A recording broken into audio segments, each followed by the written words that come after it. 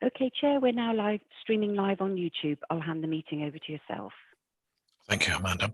Good afternoon and welcome to East Devon District Council's Audit and Governance Committee on Thursday, the 20th of January 2022. I am your acting chair.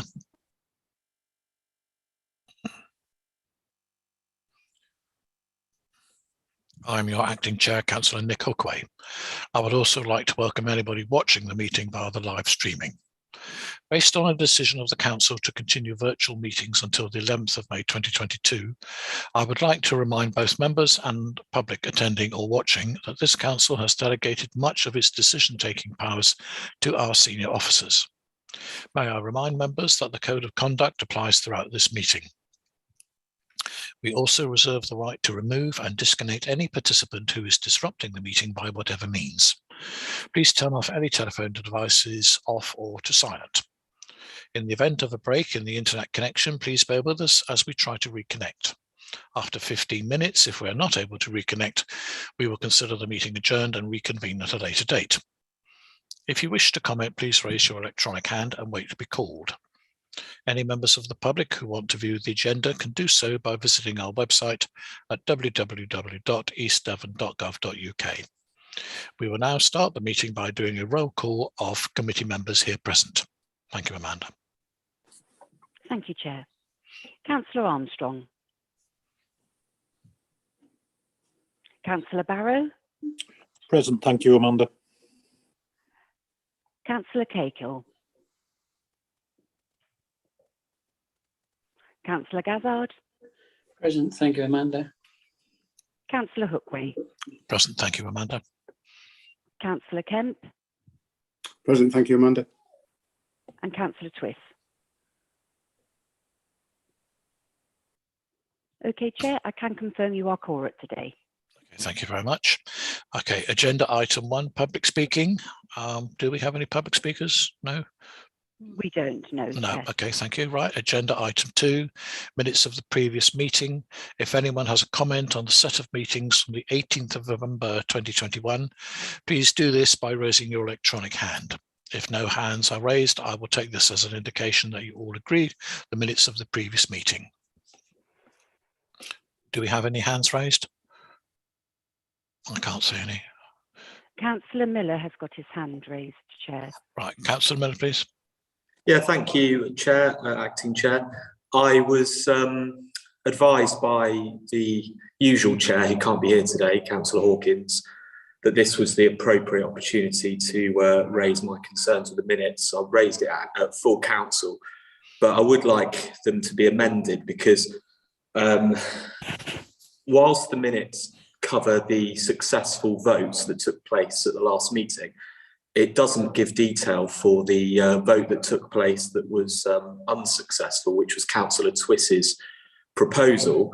I think it's important that on such a politicised issue that the details of that vote are added to the minutes, because following that meeting, Councillor Twiss, I mean, this is well documented, Councillor Twiss sent out a press release which inaccurately claimed that councillors had voted for a particular motion that didn't actually exist.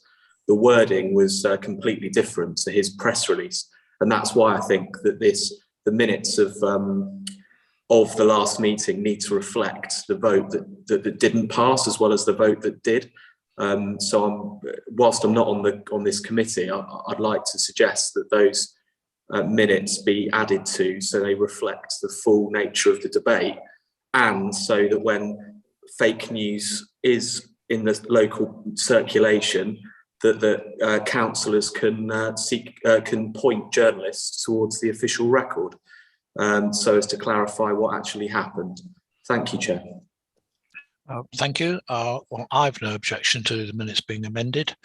Henry, are you quite happy with that? It's not there. Right. Sorry, Chair, I am. Yes. Well, it's for the committee to decide whether they want to have that included in the record. Okay, thank you. Okay, so you're making, is there someone who would like to, from the committee, who would like to propose to support Councillor Miller's comments? I'll propose.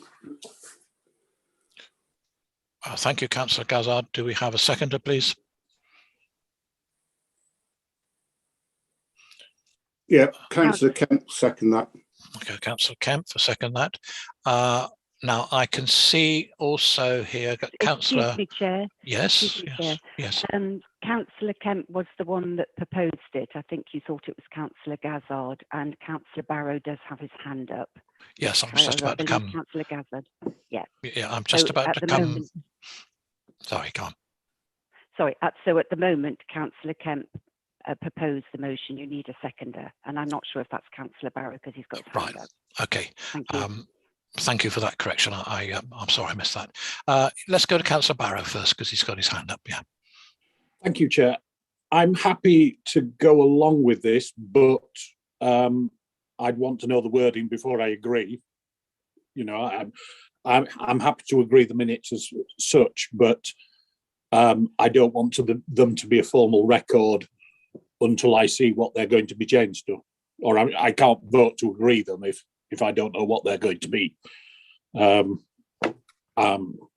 If Councillor Miller, or between Councillor Miller and Henry, wants to put round what this particular point is changed to, then I can agree, but I can't vote on them per se until I've seen the wording of any changes.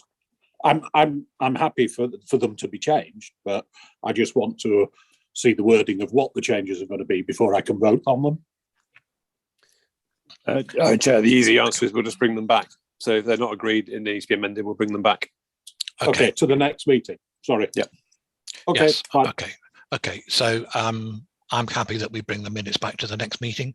Do we need to take a vote on that, Henry? Yeah, I think you need to have a vote on whether that's going to be included. But if it is, they'll be brought back to the following meeting for approval. Okay. All right.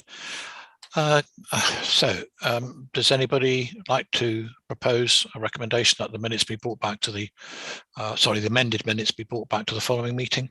Sorry, Chair, you've got the proposal to amend the minutes to include it. Oh, So that's all you need. And then I'm just saying we will bring them back for approval if that's carried. Okay. Yeah. So we have a proposer, which I believe is Councillor Kemp. Do we have a seconder, please? Yeah, I will. That's Councillor Gazzard. Right. Okay. Thank you. Right. Okay. So we've got a proposal and a seconder that the minutes be amended and brought back to a subsequent meeting for discussion and approval. Okay. Amanda, can you take us through the vote, please? Okay, councillors, if you would like to vote in the usual way, green ticks in favour, red crosses for no.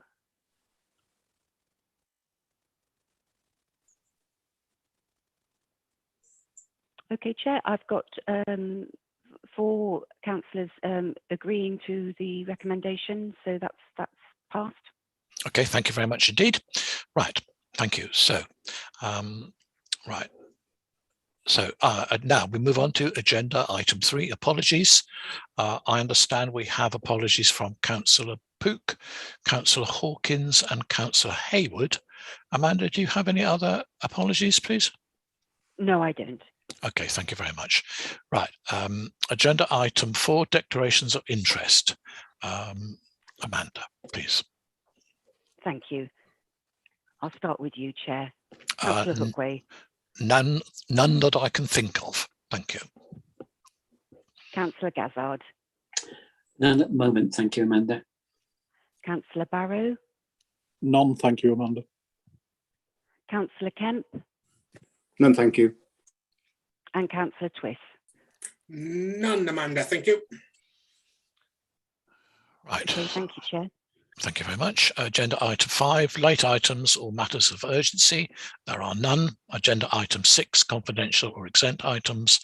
There are no confidential or exempt items which officers recommend should be dealt with in this way. So that takes us on to agenda item 7, the external audit appointment from 2023 for 2024.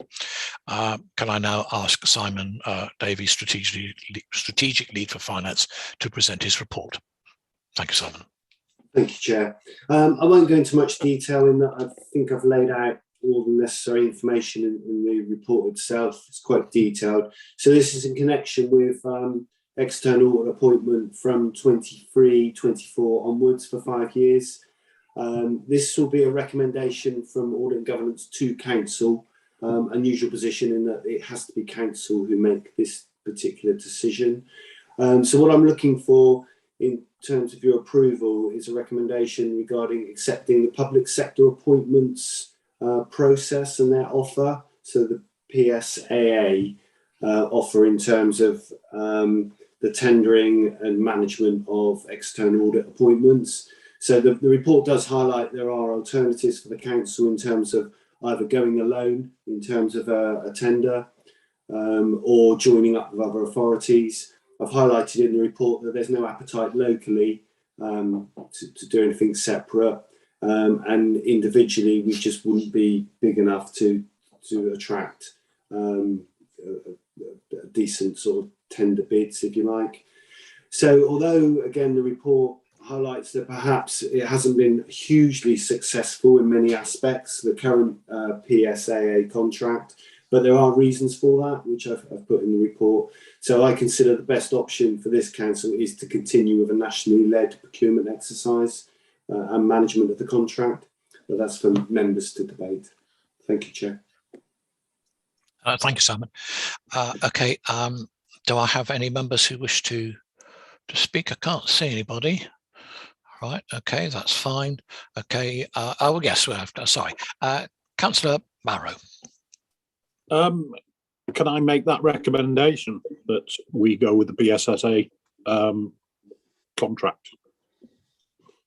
Yes, thank you very much. Do we have a seconder, please? Councillor Gazzard, yes. Okay, thank you for seconding. Did you want to add a thing to that? Yeah, I just want to say it's disappointing that there's nobody, more locally that would be prepared to take this on.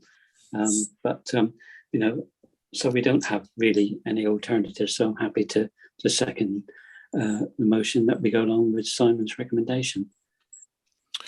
Right, okay, can't see any more hands.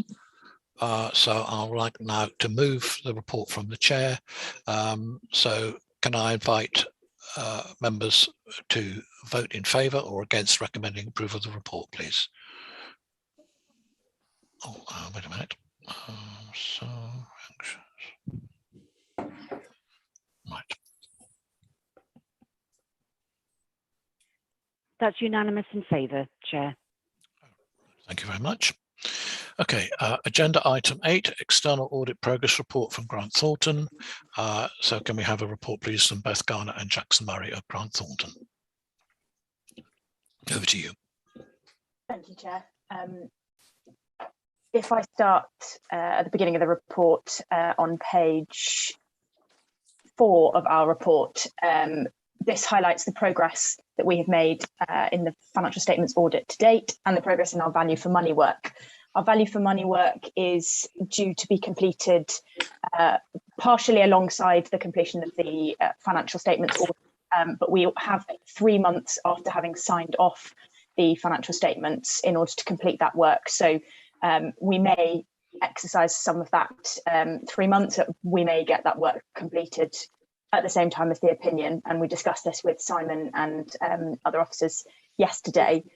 The financial statements audit itself is progressing well, and we aim to be able to provide you with a detailed audit findings report and hopefully an opinion as well at the March audit committee, so the next meeting of this committee, and hope to be able to sign off the audit not too long after that. On the page following on from that, page 5 of the report, we highlight the other requirements that we as auditors undertake. We undertake certification of 2 claims. Firstly, the housing benefit claim, and secondly, the pooling of housing capital receipts. Pooling of housing capital receipts has a deadline of the 4th of February, and we are on track to meet that deadline. And housing benefit has a deadline of the end of January. Whilst it may be feasible to complete that work by the end of January, the DWP have confirmed that they will accept extension requests and there's unlikely to be any penalties, and therefore the council have in the last few days applied for an extension just to give us a little bit of wiggle room should we need to use it, but we don't intend to use a significant period of extension and should be able to certify that claim in early February at the latest, and we'll be able to bring the results of that to the next committee in March. Again, the work there is well progressed. There's also some information on audit fees, which just repeats what we've produced in the past, so I won't go into too much detail on that. Page 6 of our report highlights the key deliverables, and as you'll see, the majority of our reports are due to come to the next committee in March. And then from there, the rest of the report highlights various sector updates, and these are for your information. The only one that I think is worth highlighting just quickly is the Financial Reporting Council's annual report on pages 8 and 9 of our report, which highlights the progression in the results of our firm's quality inspection results over the last few years. So, Chair, through you, I'm happy to take any questions on the report. Okay, thank you very much indeed for that. Members, do you have any questions? I can't see any hands raised. That's very good. Okay. Right. So, what have we got to do with the report? We've got to, hold on, I've lost it. We've got to, have we got to note it, or have we got to, right. Okay, yeah. So does anybody wish to propose this report? Will we accept it, that we note it? Or shall we just move from? Okay, thank you, Councillor Gazzard. Anybody else wish to second? Councillor Barrow, thank you very much indeed. Okay, so we'll move this report from the chair. Can I now invite members to vote in favour or against recommending approval of the report?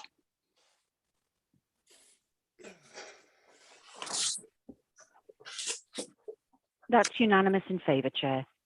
Right, thank you very much indeed, and thank you, Beth and Jackson, for that. Right, so agenda item 9, the internal audit plan progress 2021-2022 from SWOP. A report is to be presented by Adam Williams of SWOP. Thank you, Adam. Good afternoon. Can I just check that people can hear me? I've had a few laptop issues today. Yeah. Yes, okay. thank you. Yes. Yes. Thank you very much. Alistair sends his apologies for this meeting, and I will be presenting the progress report in his absence. As usual, I will run through the report, and if you have any questions, I will endeavour to answer them during this meeting. However, if there are any that I cannot answer in today's session, myself or Alistair will get back to you after the meeting. Turning to page 3 of our progress report, we have a summary of the audits completed since our previous update. As you can see from the table, there are 7 audits that have been completed in that period. None of the audits reported have received an adverse opinion or have been assessed as a high corporate risk, and therefore have not been sort of highlighted in further detail within the report for members' attention. However, during this session, I do just want to provide members with some further information on 5 of these audits, just for a verbal update. The LED audit was to ensure that the council has effective governance arrangements in place to monitor and manage the contract with LED Leisure. In general, we found that the governance to be well controlled on this. However, we did identify that the performance dashboard used contained limited financial information and no targets. And although some of the financial information is presented to the forum, there was little evidence of income and expenditure being reported. Management actions have been agreed in relation to those findings. The corporate health and safety revised working arrangements audit, the purpose was to review the health and safety controls implemented as a result of the changed working arrangements caused by the pandemic. In general, we found this to be a well-controlled area. However, we did raise a priority 2 recommendation regarding the completion of DSE assessments, where a number had not been completed, and it was agreed with the service that they would pursue this further. Fraud risk assessment, I just want to notify members that we will be providing this to you separately to support your role in overseeing the counter-fraud arrangements for the authority.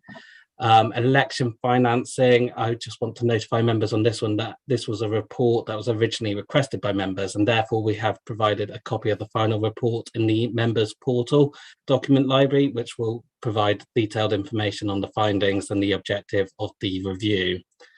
The final audit I just want to provide a brief summary of is the annual leave review. This is an area that was identified as senior management as a potential issue and asked us to look into it. This was an advisory data analytical review, and we compared differences between leave taken and leave booked on council systems. We did identify a number of discrepancies in the data of leave not being correctly booked on the right systems, and an action was put in place for managers to investigate and resolve these issues, with a further review to be taken place at a later date to identify if these issues have now resolved. Okay. Turning to page 6 of the report, it shows our progress and current performance. I'm pleased to say that more than half of the audits for the year are at report stage, with 20% in progress. Since this report was written, at least one audit has now been completed, with another entering the report stage. Page 7 shows members the changes that have been made to the original audit plan at the start of the year. At our previous update, we did confirm a number of audits coming into the plan, and at that stage we hadn't worked out what would go out to make way. And as you can see from the page, we have sort of confirmed which ones are coming out of the plan. Any audits that are deferred will be used as part of our rolling audit plan for next year and will support the planning process. As you can see, the plan remains fluid, with changes being made to support the council. Since drafting this report, we have also agreed to provide further support on using the spotlight checking service for the Omicron grants, and we'll need to adjust the plan accordingly to sort of make room for that additional work. Finally, page 9 of the progress report shows Appendix B, which is the current audit plan we're working to, and a summary of all work that has been completed and the number of recommendations made. The final point I just want to draw to members' attention is we are due to enter the planning cycle for audits for 2022 to 2023, and we will be seeking feedback from members on any areas of governance and risk that members will want audit coverage on. We will be circulating something at a later date to support members in doing this. Okay, thank you. Any questions? Thank you very much indeed, Adam. Members? Can't see any hands yet. No, okay, right. So I can't see. Oh yeah, right, now I can see hands. Councillor Steve Gazzard, please. Sorry, Chair, I'm a bit slow. Could I just have a little bit of clarity on mention LED? You said that there's been discussions and some new criteria or something like that has been put in place. Could you tell me what that is, please?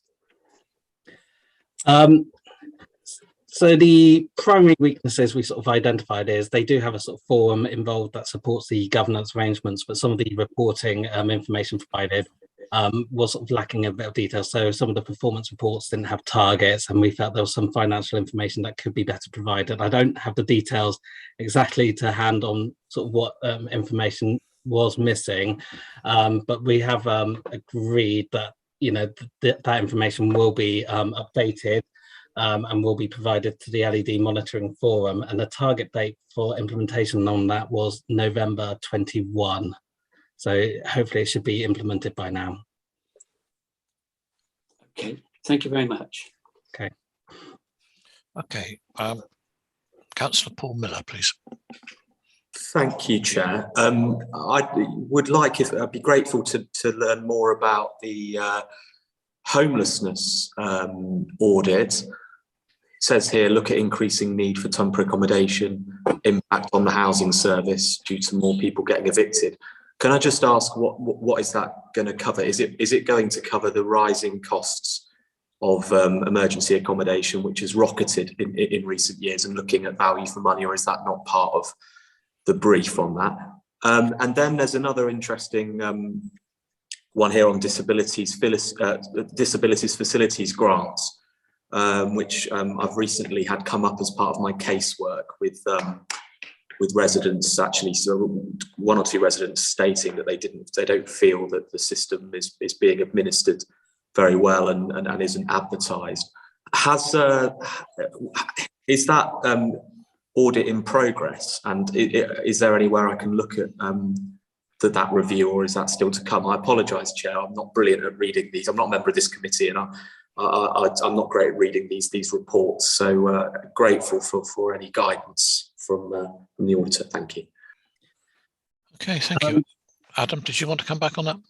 Yes, I can do. So the disabled facilities grants, I mean, that is an audit that has been deferred due to sort of the current priorities at the council. So it will be one that is included in our rolling plan, and we will potentially prioritise that at a later date. So if it's an area of high risk or interest for the council, there might be one we need to pick up in next year's audit plan.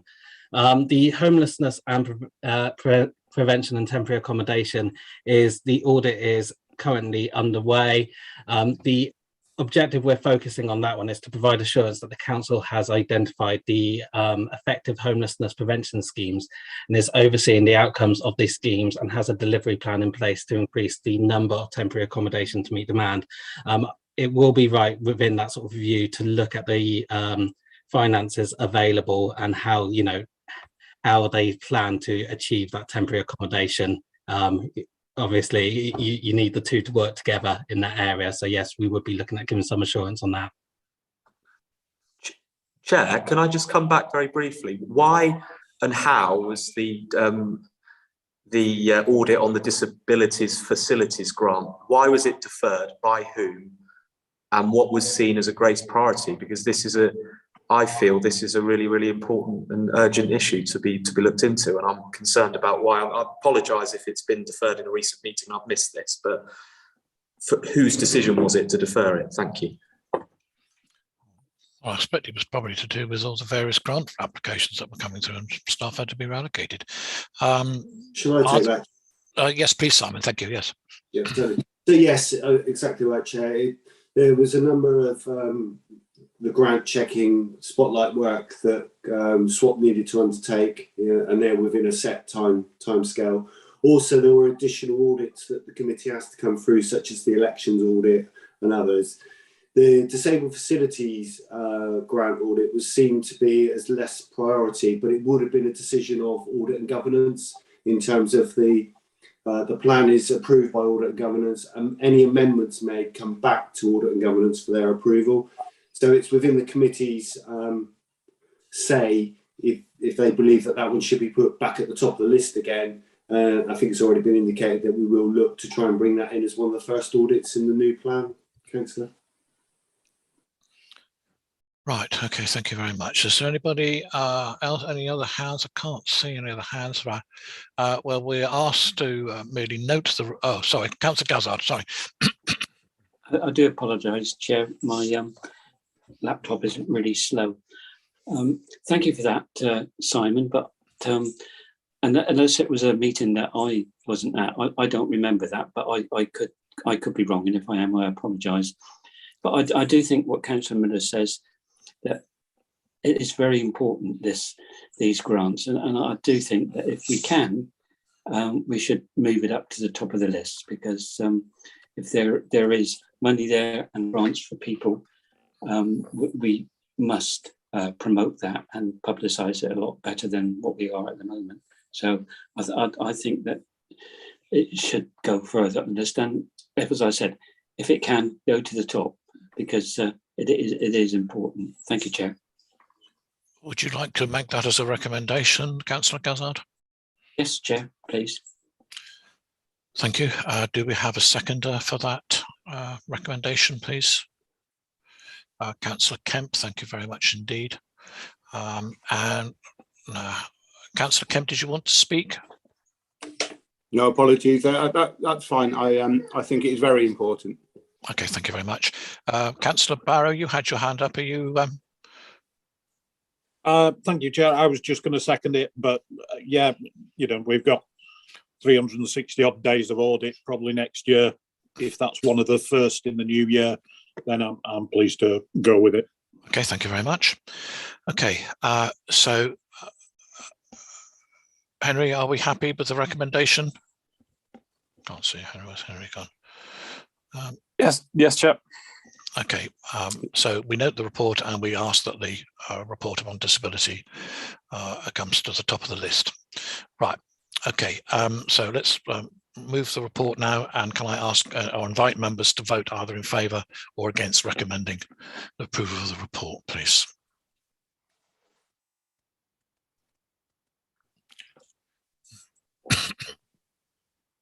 That's unanimous in favour, Chair. Right, thank you very much indeed. So agenda item 10, the swap audit of the integrated asset management contract update, a report to be presented by Joanne Garfoot, Housing Service Lead, acting. Joanne? Good afternoon. Hello. Over to you. Chair. Afternoon, everyone. So yeah, we've been asked to come along, and Amy's here as well. So she's my wingman for the afternoon. Just in case I can't answer anything. So what we wanted to do today was to update members on the work that has been undertaken following the swap audit report of July 2021, in which we were given a partial assurance. So there were some issues raised around some documentation, and to offer members assurance that any concerns raised have actually been dealt with. As you know, the integrated asset management contract is the delivery mechanism for all of our HRA repairs, maintenance, void processes.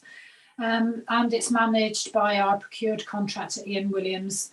It's a sizable, highly transactional service, completing some 900 to 1,400 jobs per month on behalf of our tenants and the HRA.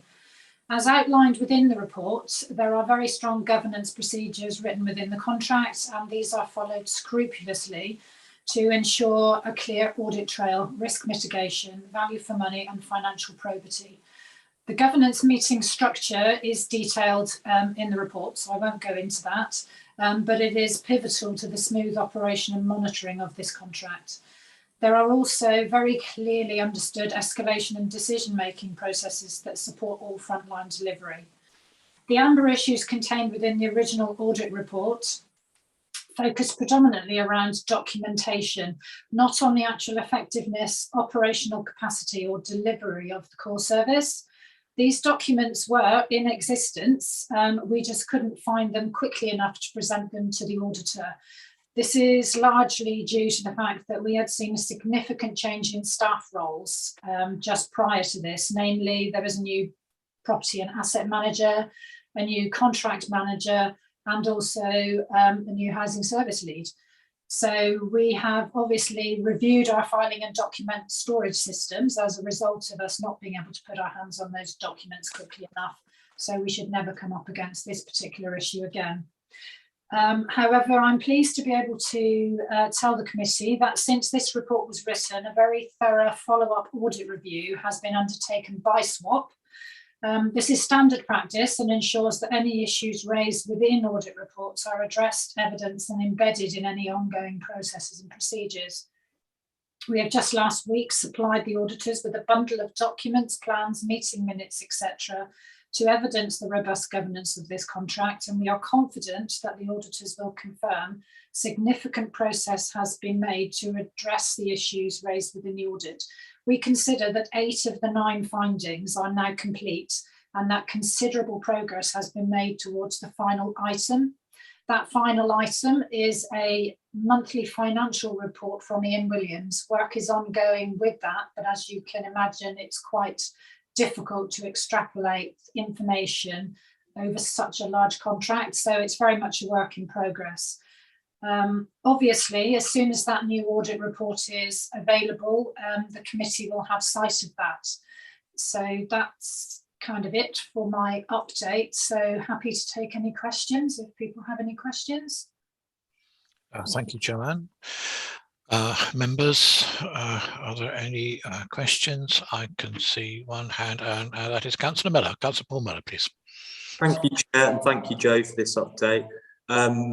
Please apologise. I apologise if it has been a previous meeting, but have members actually, members of this committee and members outside, all members outside the committee, have they seen the contract itself, even if it's in a Part B in a confidential way? Because I think it's quite difficult, really, to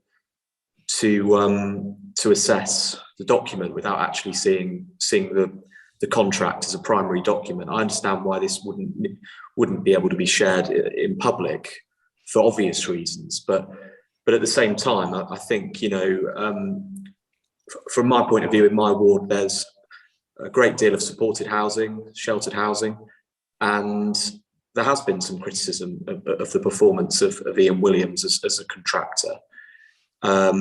Residents that don't compare the performance favourably with the previous contractor. That's the experience of residents. That's how they find it. Then again, I do understand that with any new contract, there are going to be teething issues to begin with. I just think that members would, if it hasn't been the case, they haven't seen it before, I do think that members would be, especially of this committee, would be well served by seeing the contract and being able to assess it as well as complementary to this report. Thanks, Chair. To be honest, John may well be able to tell you whether the full cabinet, full council, this panel has actually seen the original contract. Obviously, the contract has been operating. We're in its 3rd year now. I'm not going to sit here and tell you that everything's all sunsets and kittens with this contract, because we know that patently that's not the case. However, we also know that it's not all bad. There's a lot of very good work that goes on within this contract. And we are working, as a housing team and as a core group to address any concerns that people are raising with us. We know that there's quite a substantial issue with communication. So I think, those are real bullet points for us. We're working really hard on that. So, but I don't know, John, whether you can say who's had sight of the contract and who hasn't. I don't know. Okay. Thank you for that, John. I've got Amy Gilbert-Jeans wishing to speak. Go ahead, Amy. Yeah, Chair, if I just may, just coming back to Councillor Miller's question directly, I think the answer is no in terms of this particular committee seeing an actual copy of the contract. I don't believe that's something that we have done. I will say, though, in terms of the creation of the contract, that we had significant input from customers. We had member involvement in terms of we constantly liaised and consulted with the Housing Review Board in terms of how we built the contract and designed the contract. So there was significant input in terms of the creation of the contract the whole way up to obviously the point where the contract came into place. And just to echo really some of the points that Joe's made there, I think we've got some issues here, and in terms of customer satisfaction, I appreciate that's not what this audit has focused on, because this audit has looked at the governance of the contract, but in terms of customer satisfaction, we do have some concerns, and we're going through the motions at the moment of going to sort of quite a back to basics approach to that. I think COVID perhaps has been used a bit of an excuse in some ways. I think it's fair to say it knocked us quite early on in the contract, because we had to keep a service running through very difficult conditions. But we are coming out of that now, and I don't want to see us use COVID as an excuse, and I particularly don't want to see contractors use it as an excuse in terms of Ian Williams. So I'd say we're on to it. There's some work to do. There's quite a significant core group that's due. You would make reference to core groups and what they do in this report, and I think it's fair to say that we've got some questions for Ian Williams. Okay. Thank you, Chair. Thank you very much indeed, Amy. Councillor Barrow. Thank you, Chair. I'm fairly sure that we as a committee haven't seen the report at any point, the contract. But what I wanted to ask, and it's probably to Simon, are we happy that Ian Williams Limited are a good company and are viable for the continuation of the contract? I'm not saying that I have any reason for them not to be, but when we were building Blackdown House, there was an issue with the contractor, or could have been an issue with the contractor building it. And as this is one of our main contracts that we sign, probably the biggest contract as a council, is it on the risk register of their continuing ability to fulfil the contract? Thank you. Thank you. Simon, did you want to come back on that one? Yeah, I will do, Chair. It's a difficult question in terms of, I can't guarantee that, Councillor, in terms of crystal ball. But in terms of risk, our major contracts are on the risk register. It's part of contract management to ensure the ongoing viability of the companies. We also subscribe to credit rating checks, etc., and do keep a regular eye on our main contractors. So I've got no risks coming up at the moment, in particular on our main contractors, but we do keep an eye on that particular element. Okay, thanks so much. Councillor Gazzard. Oh, thank you, Chair.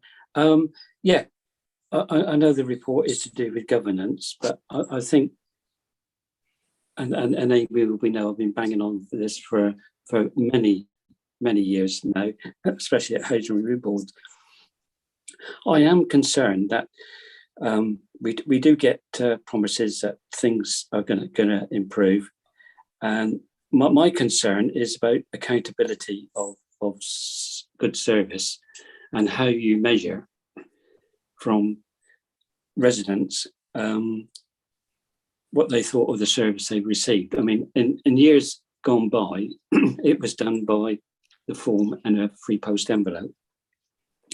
We were told that they were going to use laptops for residents to do that on, which I think is totally unacceptable. To put the residents under pressure doing it that way.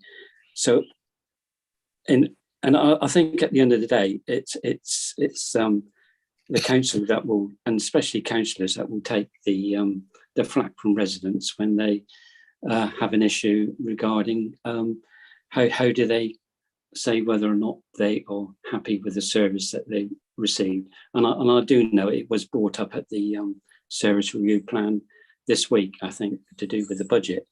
So I think that there is a role for this committee to play in that sort of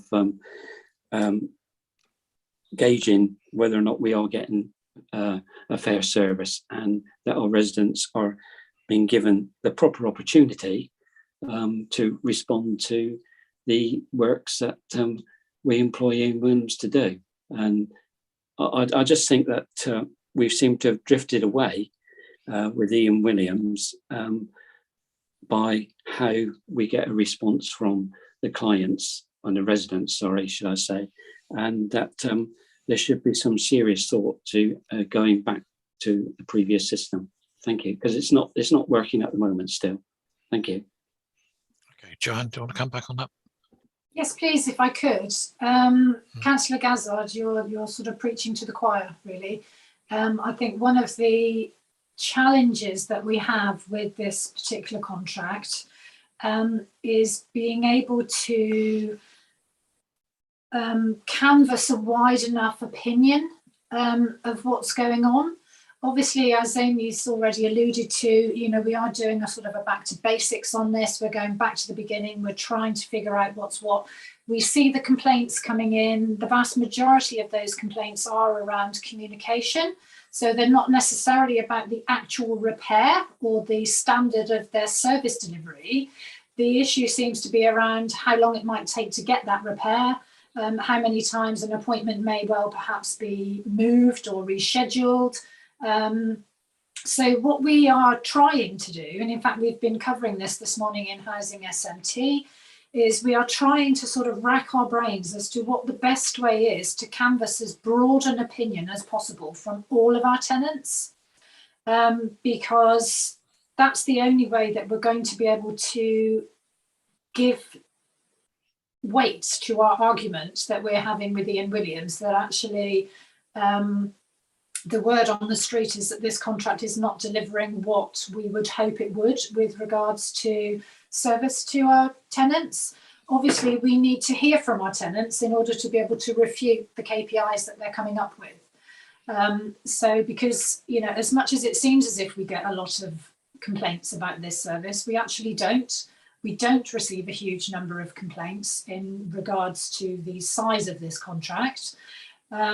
But what we do get is a lot of anecdotal grumblings, which are completely valid, I'm sure, but we need to find a way of actually consolidating all of that into something that we can then use as evidence in our discussions with Ian Williams. So we're thinking at the moment that what we might be going to do is send out a letter with a small survey in it with the rent letters that go out this year, because I believe that most tenants do actually open their rent letters. It doesn't tend to be one of the ones that ends up in the recycle bin. We're also been in conversation this morning, actually, Amy and I and the wider team, with the comms team to see if there's anything that we could do with the comms team that would get us a wider engagement with the tenants. Say, look, you know, we really need your help here. We can't stand up and say to Ian Williams, your service is not providing the outcomes that we wish, if we can't go and say we have a whole load of evidence from tenants supporting that. So really, I think it's going to be a bit of a clarion call, saying actually, you know, we know this contract isn't perfect. It's also not the worst in the world, I'd have to say. It does provide some very, very good outcomes, but we need their help. So anything that we can do to assist in getting that would be brilliant. But we are trying to think around the box, think about how we can do that. If you guys have got any ideas, then by all means, please share them. So, but like I say, at the moment, we're looking toward having some questions compiled by the repairs tenant team, you know, who are obviously all tenants. The letter will go out from them, it will come back to them, and we hope that we might encourage a few more responses. We get very few responses to our surveys currently. Okay, thank you, Joanne. Councillor Miller, you have your hand up. Thanks for letting me back in, Chair. I think this is a really interesting discussion. So I must have had, and I don't think councillors are contacted all that often. I think they're often contacted as a last resort for issues. Therefore, you know, I always try to put things into perspective and think, actually, you know, this isn't a representative sample of tenants that are coming to me with issues. But my concern is when it comes to repairs, I must have had over a dozen complaints to me now, and it's always the same thing. It seems to be always the same thing. It's communication, as we've discussed, but it's very specifically about the resident feeling as though the tenant feeling as though they're constantly chasing up the council or the repairs contractor. But it's not just communication. There's another theme that's come out, which is basically the contractor not turning up when they're supposed to turn up. Yeah, that's in it. That's a huge issue. It's really upsetting tenants. Now, I think I'm going back to the point I made earlier, and I know I'm not on the committee, and I understand this might not be appropriate, but I think the members of this committee and the members as a whole, if we are going to contribute in terms of helping, it would be really good on a confidential basis to see the contract we had before with the previous contractor vis-a-vis the contract we have now, if we're going to contribute. And I think it's a brilliant idea, by the way, Joe, through you, Chair, to do a survey. And I think it's really important that that survey is done as a letter. We have a large demographic of elderly people within our that rely upon this service and are digitally excluded. And I do think that a simple, short survey and I think that survey, I mean, from my perspective, I don't think it should be one of those surveys where it's rate this service out of 10. I think it should be a qualitative survey, which is about asking residents to share their actual experience and anecdotes of their direct experience. And I think that will really help you, Joe, through you, Chair, and the Housing Service, be able to hold Ian Williams to account. And what we all want as councillors, I think, and all of the residents want, is a contractor that works for them and deals with their repairs diligently, quickly, communicate well, that they can rely on.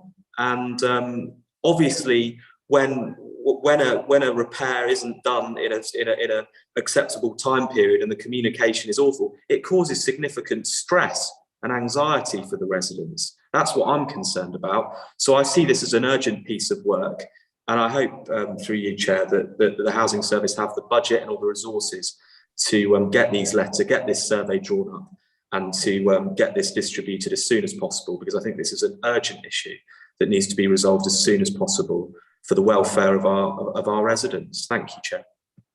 Yeah, if I may, Chair, just for a second, what we're hoping to do is, as I say, get them out with the rent letters, and our rent letters typically go out mid to the end of February. So hopefully, if we get a good turnout, and we get some decent ones back, then actually we can really start to push back. So yeah, thank you.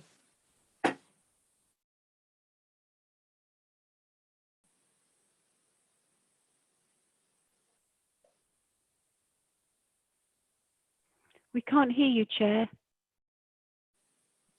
I'm sorry about that. Yes, my microphone muted itself.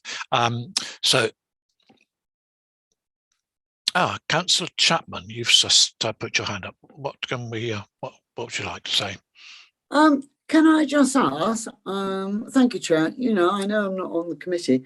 Do we not have residents' associations where, you know, they can have their associations and they have a spokesman, and that spokesperson can deal with the residents and deal with the council, rather than sending out letters and things like this? It's a lot of work for staff.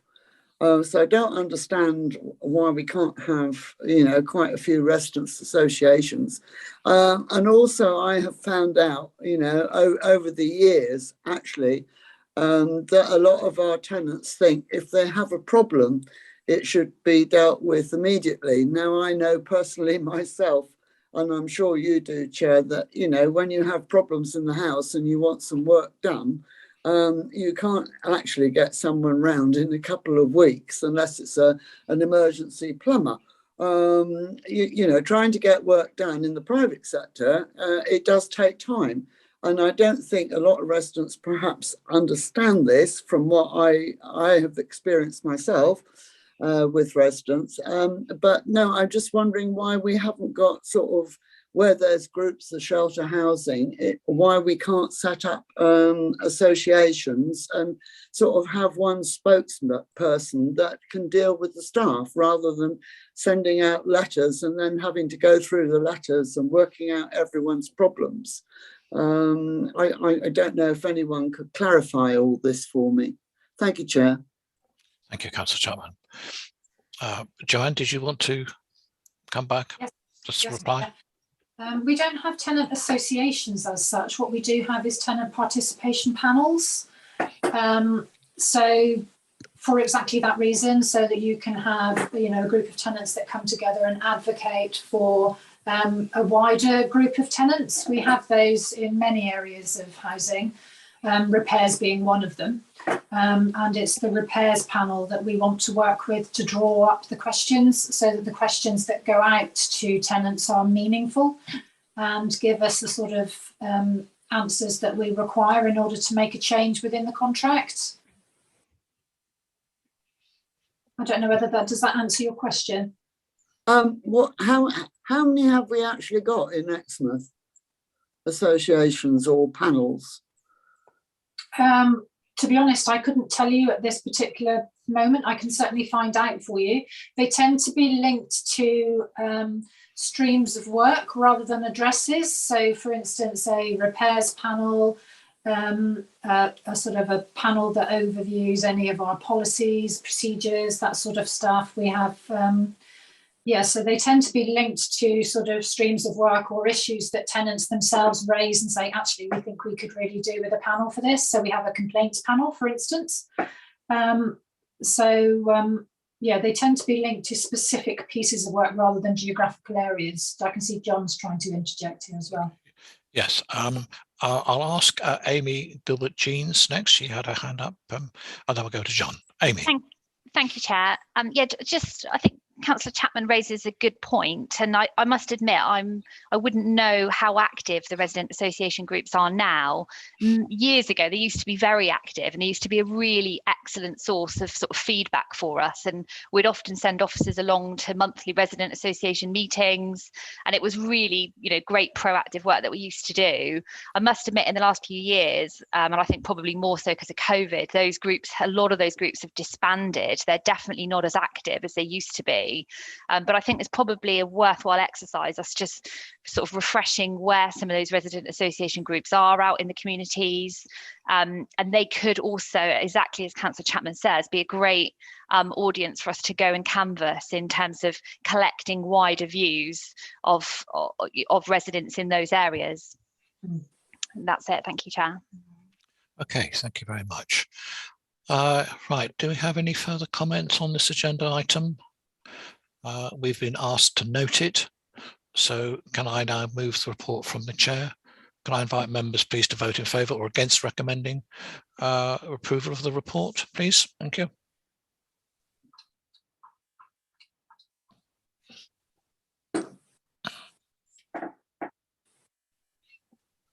That's unanimous in favour of the recommendations, Chair. Thank you, Amanda. Right, okay, so moving on now to agenda item 11, the review of the anti-fraud, theft and corruption policy, anti-bribery policy and whistleblowing policy. A report from Henry Gordon-Lennox, the monitoring officer. Thank you, Henry. Thank you, Chair. So 3 policies, as you've identified. The report details reports essentially that might fall within scope. Actually, there's been very limited activity that properly sits within the policies. They have been reviewed. There's no legislative changes that we're aware of that would necessitate a change. And given that actually there's nothing to have tested them to the extent that would demonstrate they are unfit for purpose, it's my view that they remain fit for purpose. And the recommendation to this committee is that they should continue unchanged for a further period of 3 years, unless anything happens in the interim that would require review. The incidents that I've referred to are there. Happy to take any questions. Otherwise, yes, the recommendation is that they carry on for further 3 years, Chair. Thank you. Thank you very much, Henry. Councillor Steve Gazzard. Thank you, Chair. Can I move the recommendations, please? Yes, thank you very much. Do we have a seconder for that? Okay, while we're thinking about that. Oh, sorry, Councillor Barrow, is that a seconder? Yes, okay, thank you very much. Yeah. Right, okay. Councillor Miller, you have your hand up. Yeah, thanks, Chair. I think that was slightly premature before perhaps having a discussion on the item. It's interesting on the whistleblowing procedure. I note that this whistleblowing procedure is only available to employees. Taking a cursory glance at other councils across the country, you only have to go as far as North Devon to see that the council's whistleblowing procedure is also available for partners of the council. So that's all of the outsourced services that such as LED and Suez, but also councillors, which I think is really, really important. I think if a councillor has a reason to use the whistleblowing procedure, because obviously councillors are that they will be in meetings with officers, they could witness something important. They could be in a meeting with a contractor and could witness something similar. I think there has to be some protection for councillors and partners as well as employees through the whistleblowing procedure, as other councils do. North Devon isn't the only example. There are various councils across the country that extend their whistleblowing procedures to councillors and partners of the council. And I think it's really, really important. Only a few days ago, there's a case, where is it? Up in Dudley, where a Labour councillor has been hauled before the Standards Committee for leaking confidential information in the public interest. Now, I understand this is a live case, but this years and years ago, there were recommendations from the old Standards Board that the councillors do need and deserve more protection when that is the case, rather than struck with revenge complaints. So I believe that we need to review it, the whistleblowing procedure in more detail and see whether it's appropriate for councillors and partners of the council to be included within it. I think that needs to be considered to protect members, protect our contractors as well. Thank you, Chair. Thank you, Councillor Miller. Okay, before we go to the vote, are there any other questions, any other comments? No, there are not. Okay, therefore, we have a proposal which is seconded to what are we? Well, noting the report, accepting the report, recommending the report, sorry. Yes, Chair. So it's recommending that those policies carry on for a further 3 years. Yes, recommending the policies carry on. Sorry, thank you. So if I could ask members to vote in the usual manner, either in favour or against recommending approval of the report. Thank you.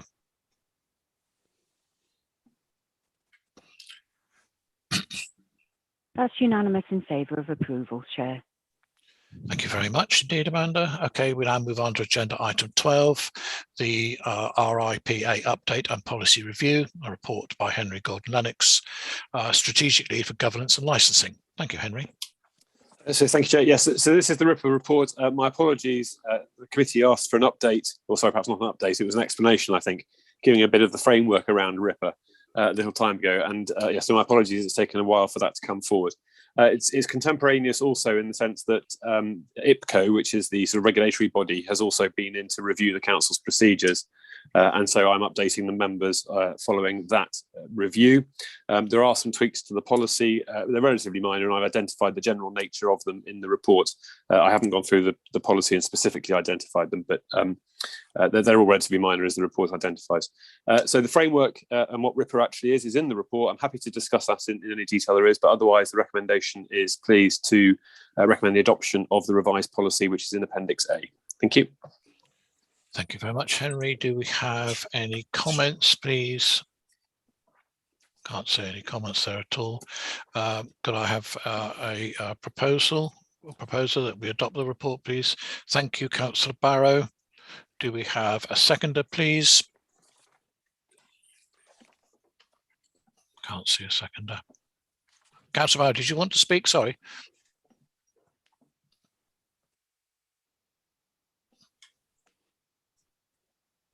No, he doesn't. He just wants to. What's your existing, Chair? Right. Okay. Is there anyone else that wishes to second Councillor Barrow's? I think Councillor Kemp had his hand up. Well, I didn't see. Oh, yes, I've got that now. Oh, yes, so we have a seconder. Right. Yes, okay. thank you. So thank you very much. Okay, so members, can I ask you please to vote in the usual manner by raising your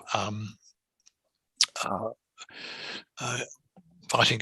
Sorry, I'll clear my. Can I ask you please to vote in favour or against recommending the approval of the report, please? Thank you.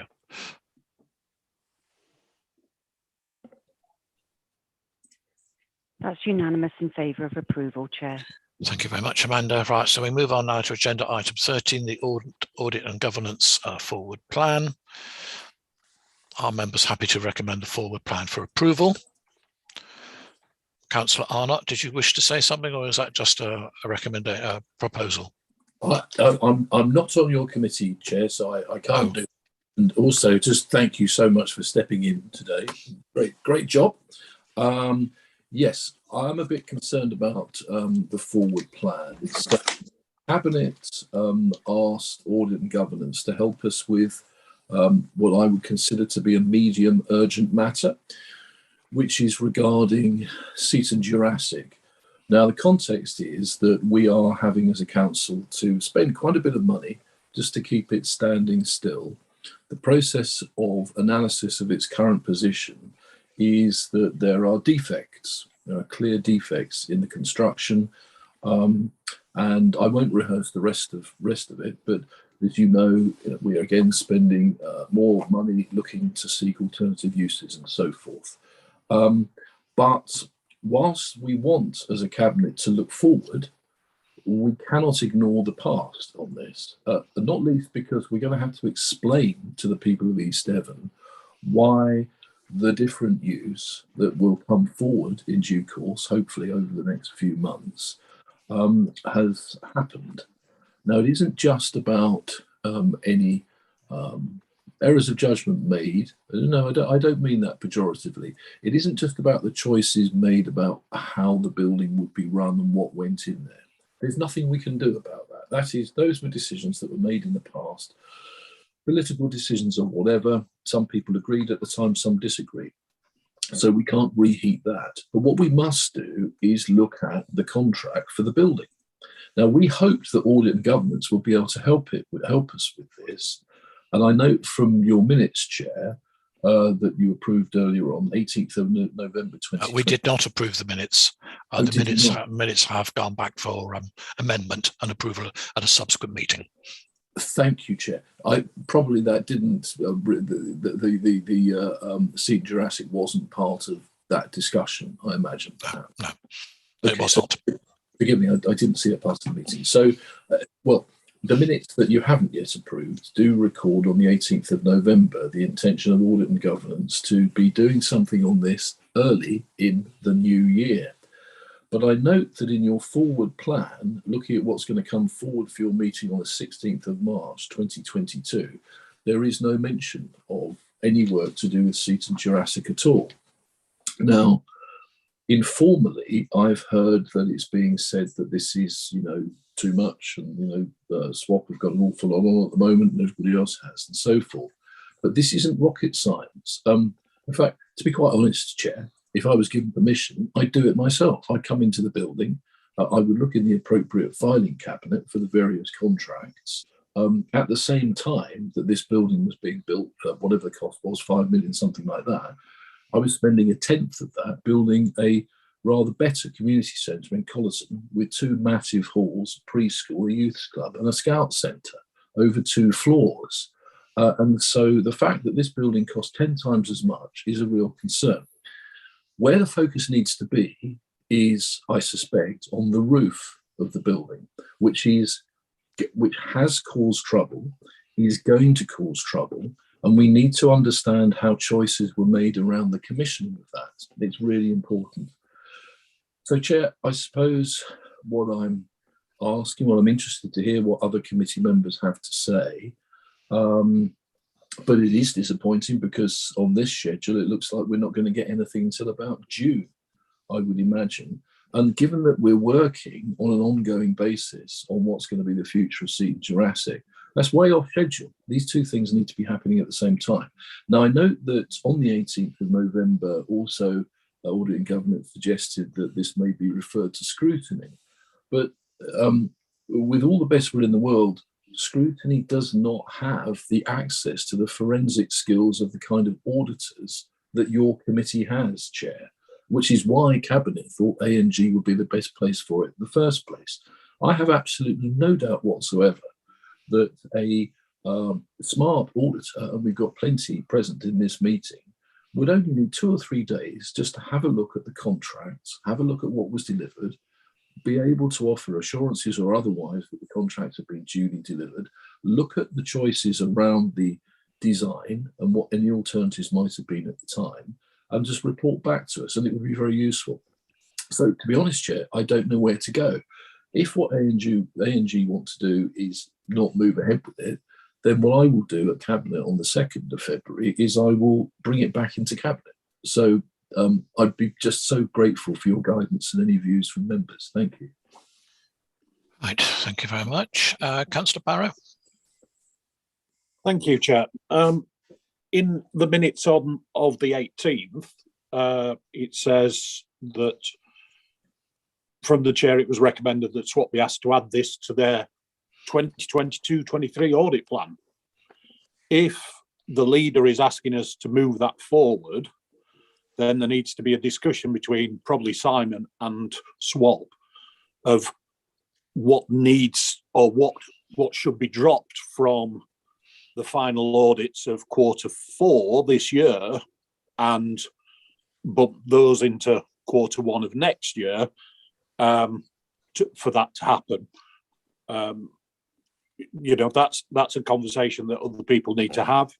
I'm happy for it to be looked at, but that's where we are with the minutes of the last meeting and what was recommended. Thank you, Chair.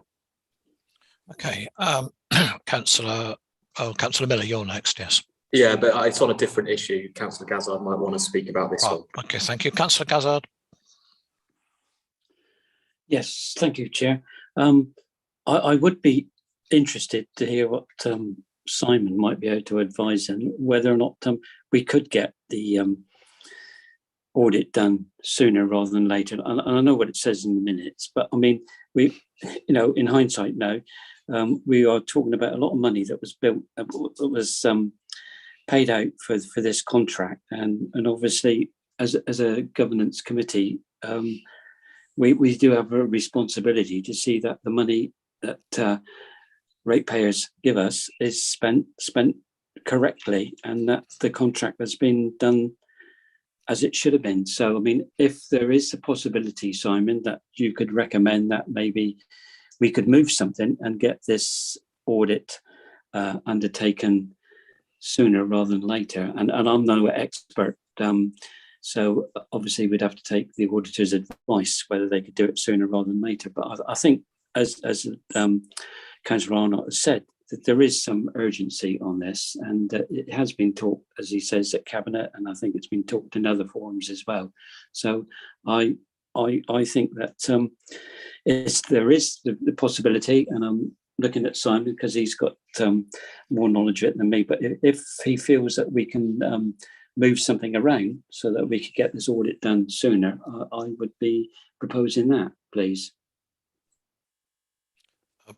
Simon, can you enlighten us, please? Thank you, Chair. Yeah, it's as members have concluded in terms of it was to be put into the 22-23 audit plan. It is this committee's decision in terms of the audit plan and how it wishes to look. You've had the audit plan presented to you earlier on your agenda, so I'm just looking at that now.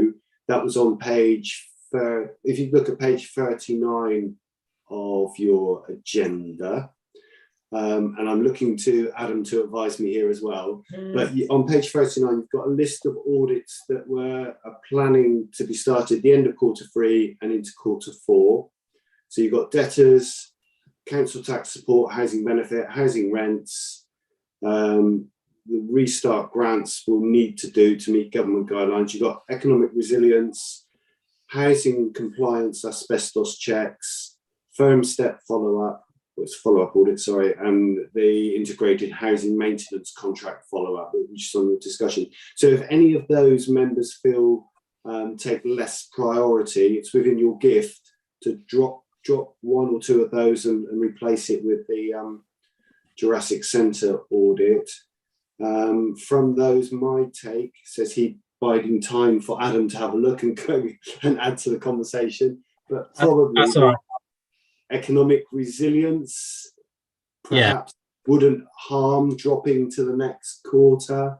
The others are not minded to, just for members' views, the things around debtors, council tax support, housing rents are key financial audits that help our external auditor reach a view as well. So I'd prefer that those weren't dropped.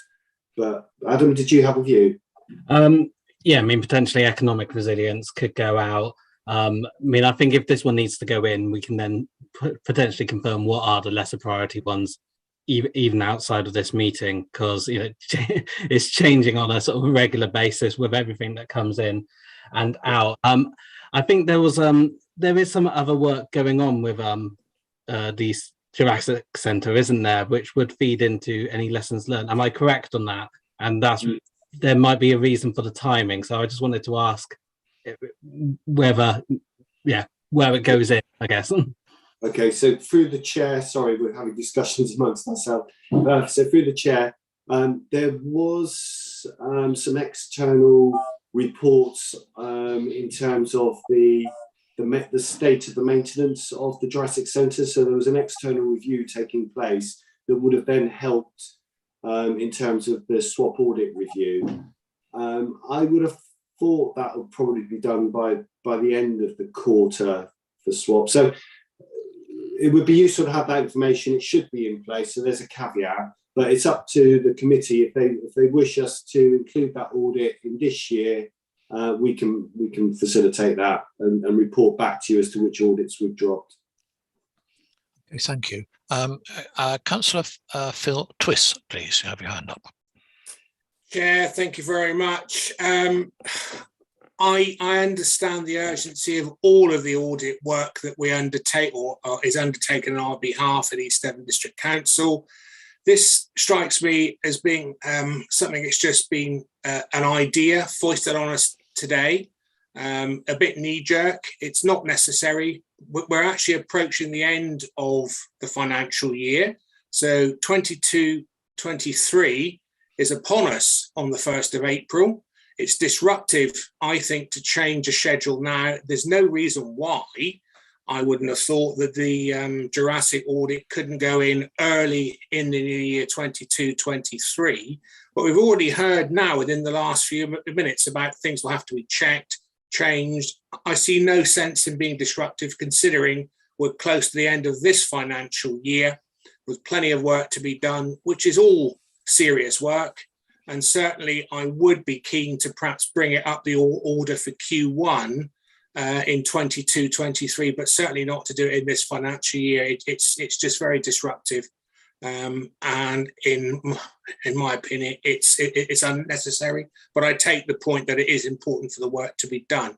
So I'm saying, let's leave the forward plan as it is, but certainly try to get the Jurassic audit as early as we can into Q1, once we understand why it's been put in its slot. So that's my thought on it. Thank you. Okay, thank you very much. Councillor Arnott. Thank you, Chair. I just courteously disagree with Councillor Twist there.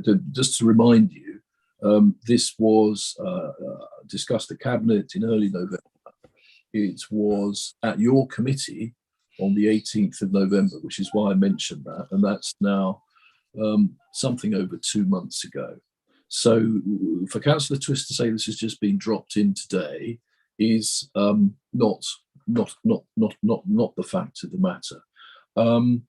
And the urgency is an interesting matter. So if it isn't done soon, nobody dies. I can't pretend that is the case. But what you must do, and what I'd urge all councillors to do, is look at this from the public perspective. It is quite likely that at some point in the next few months, the council will have to announce a completely different usage of that building, which was only open just over 5 years ago. Okay, so at that point, we need to be able to tell the people of East Devon a clear story, a straight and honest narrative of the good things that are coming and of any mistakes or any successes that may have been made in the past. I would remind the committee, I think it was, I mean, if it's off the top of my head, Simon may correct me, I think we spent over £5 million there. There were people, members of the public, who will come forward around this, I'm sure, who were critical of the design of the building at the time and warned of the technical building mistakes that were likely to be made, and they have come to pass. And I've been in the building with our excellent works team who have shown me where the problems are. And I have to say, if it was a new house and it was covered by an NHBC contract, you know, we'd have whoever, you know, Bovis or whatever, well, if you're lucky if they turned up, but they'd be back in to fix it. And so I really don't understand what's happened here. And so obviously not on this committee, Chair, you know, and I can't in any way even hint at wanting to direct you, but I'd just be very grateful if you could fit this in ASAP. Thank you. Thank you very much, Councillor Arnott. Councillor Miller, you have your hand up again. Again, well, I wanted to address a different issue, and I don't want to conflate it with this important issue. Are you going to have a vote on whether to put? Well, that's what we're trying to talk about. Okay, so we'll come back to you later, can we? Okay. Yeah, thank you. Councillor Twist, you have your hand up again. Thank you. Yeah, Chair, thank you very much. Yes, I do understand the relative urgency of getting this audit done. Nothing, as Councillor Arnott has just said, will spoil. No one's going to die for the sake of 6 or 8 weeks. It takes time. Things don't happen instantly. 2 months in this business is nothing. And I'd rather we got the audit right. The scoping was done. It was properly prepared. We were able to have the opportunity to gather as much evidence as possible. There is absolutely no rush to get this audit underway and disrupting the forward plan. That might be the Councillor Arnott wants to do everything within the cabinet, in which case let's dispense with the audit committee. But that is our work. We are independent of the cabinet, which is exactly how it should be. We don't need external input particularly. Yes, at times it's welcomed, but in this particular one, the issue is a big one. And it's absolutely important we get it right. So I'm standing by my previous statement. I think we should keep with the forward plan, which should not be disrupted, and that we get the Jurassic audit underway as soon as is practical, properly scoped within Q1 of 22-23. I don't know when it was actually in the forward plan for which particular quarter it was in for, but certainly I have no objection to get it underway as soon as we can. Thanks, Chairman. Are you making a proposal there, Councillor Twist? Yeah, I guess I am in a roundabout way that I propose we keep the forward plan as it is and that we undertake as an audit committee to get the Jurassic audit underway as soon as is practical. I think that's the way to do it, rather than saying definitely in Q1, but as soon as is practical, preferably Q1 of 22-23 financial year. Thank you very much. Thanks. Councillor Arnott, do you wish to come back? That's very kind of you, Chair, to allow me back for a third time. I will keep my comments short. It's a question. It's a question to our friends, the auditors, and to Simon. If this proposal of Councillor Twiss's was to go ahead, when would I have on my desk the results of that audit? So that's a question. And a comment will be, I perfectly understand if Councillor Twist doesn't want to help us through A&G on this. And so, yes, we will bring it back through Cabinet, but on the 2nd of February. But I'd much rather that A&G, I think is much more appropriate, did this independent of Cabinet, as was asked some 2 months ago. Thank you, Chair.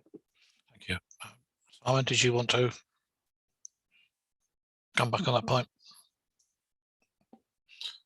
When will the report? When will the report be? I was hoping Adam was going to jump in. I'm guessing it's probably a 10-day audit, something like that. Is Adam? But yeah, potentially. I mean, as all these things are, we try to do them as quickly as possible. It all depends on, access to officers and records, and of course, when we can start it and what is included in that final scope. What are we looking at? And yeah, I would say if it is a Q1 audit, it would be done early Q1, and it should be completed in Q1. That would be the high level targets, and I know we would work as quickly as we can, as we do on high priority items. Okay, just checking, make sure I've not missed anybody. Okay, Councillor Twist again, please. Yeah, just one quick one to say, I presume that's 10 working days as opposed to 10 physical days. So if you look at the evidence that needs to be gathered, the files and so on, as just indicated, I'm presuming that's not 10. So for example, today is whatever day it is, the 20th of January. We started a day completed by the 30th of January, but I'd just like a qualification on that, and that's 10 working days rather than 10 actual days. If I can, Chair, yeah, it's 10 working days, but also that was just we haven't got the remit, the scope in front of us. I'm just assuming normal audits of this ilk normally is 10 working days, but that was just a guess to try and help the Chair in terms of timescales. Thanks, Simon. Okay, thank you very much. Right, now we have a proposal. Do we have a seconder? Councillor Barrow, thank you very much. Okay, so we are. Councillor Miller, you've still got your hand up. Are you going to talk about this or not? I'll come back after the vote, Chair. Well, we'll keep your hand down, please, if you don't mind. Okay, so we now have a proposal that the audit of Seaton Jurassic take place in the first quarter of the the financial year, beg your pardon, financial year 2022-2023. Can I ask members please to vote now whether they are in favour or against that proposal?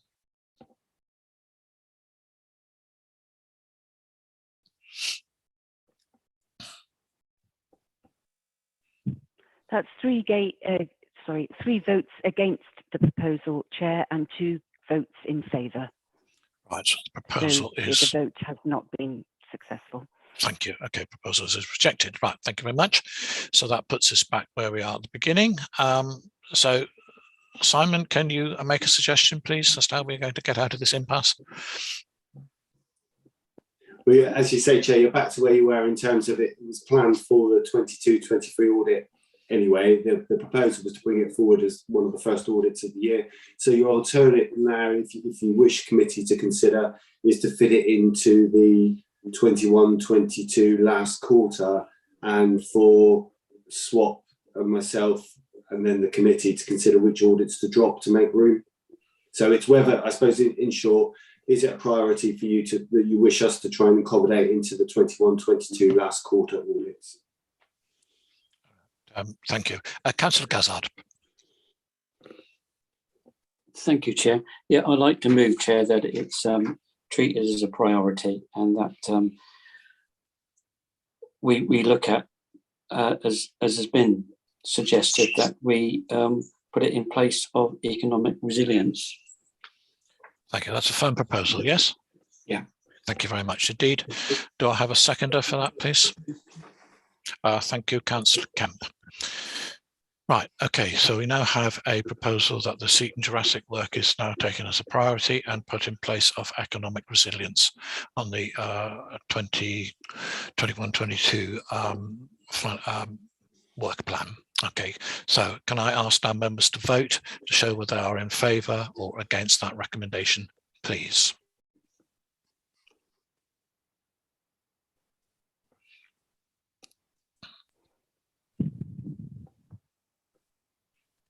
That's 3 votes in favour and 1 against, Chair. So the vote has been carried. Right, so the vote is carried then. Right, thank you very much. Okay, so any other comments regarding the forward plan? Councillor Miller. Yeah, thanks, Chair. I hope you understand. I just didn't want to conflate it with that item because it's very important and completely separate. It's a question to Henry through you, Chair, before I request this. We had a vote earlier in the meeting without a discussion about the review of the anti-fraud, theft and corruption policy, anti-bribery policy and whistleblowing policy. In the report, it isn't stated whether where that report is being recommended. Has it been resolved by the committee in isolation, or is it going to council? And therefore, can I call it at that council meeting, or would I be, because I'd quite like to lobby the committee to put it on the forward plan? Because I don't think we had a discussion about this. And I think it's worthy of a discussion in a proper discussion in a future meeting, if it's not being called at council, or if it's not able to be called at council. Thanks, Chair. Well, Chair, through you, if members feel they're comfortable with the report, they can move motions and recommendations at any time, can't they? So the fact that happens straight away is, I suppose, neither here nor there. That's what the procedures allow. It's not part of the policy framework, so it is ultimately this committee's decision to adopt. So they will now be in place for 3 years. Right. That's not to say you don't put a further discussion on if this committee was so minded, but yeah, it is a done decision, if you like. Right. Okay. Thank you very much indeed. Right. So we now need to make sure that now we voted on the forward plan. Have we voted on the forward plan for approval? No, we haven't. Okay. Right. Okay, yes, here I'm on script. Right, so I'd now like to move the report from the chair. Can I now invite members to vote in favour or against recommending approval of the forward plan, please?